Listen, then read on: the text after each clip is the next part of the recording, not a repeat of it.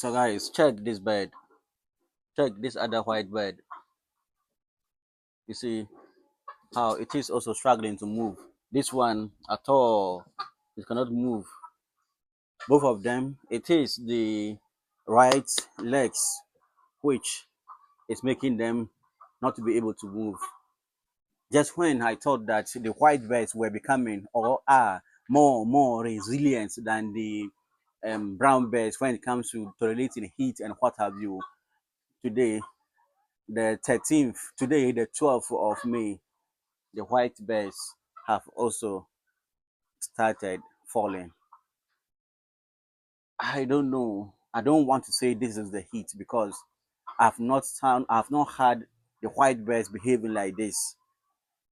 So let's rule out the heat stress. Earlier on, it was this one I saw.